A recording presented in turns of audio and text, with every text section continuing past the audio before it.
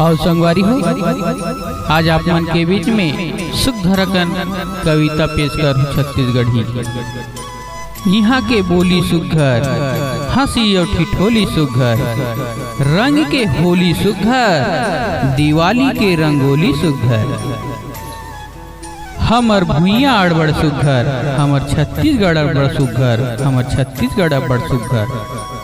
यहाँ के हरियाली सुघर, धान के सोनहा बाली सुघर, आम के डाली सुघर, सोन चिड़ैया के लाली सुघर। हमर भुइया अड़बड़ सुघर, हमर छत्तीसगढ़ अड़बड़ सुघर, हमर छत्तीसगढ़ अड़बड़ सुघर।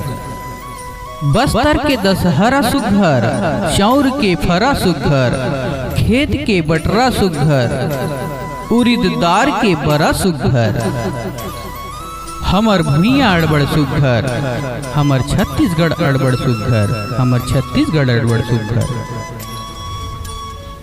महानदी के पानी सुघर, गंगा प्रसाद के मितानी सुघर, बारी के पलानी सुघर, हमर राजधानी सुघर, हमर राजधानी सुघर। हमर भुइया अड़बड़ सुघर, हमर छत्तीसगढ़ अड़बड़ सुघर, हमर छत्तीसगढ़ अड़बड़ सुघर। करमायऊ ददरिया सुघर, सजे धजे नचकरिया सुघर, नांगर धरे नगरिया सुघर, नदिया नरवा औ तरिया सुघर। हमर भुइया अड़बड़ सुघर, हमर छत्तीसगढ़ अब्बड़ सुघर, हमर छत्तीसगढ़ अब्बड़ सुघर। लाई औ बदासा सुघर, गम्मत के तमाशा सुघर। हमर भुइया अड़बड़ सुघर, हमर छत्तीसगढ़ अड़बड़ सुघर, हमर छत्तीसगढ़ अड़बड़ सुघर, हमर छत्तीसगढ़ अड़बड़ सुघर।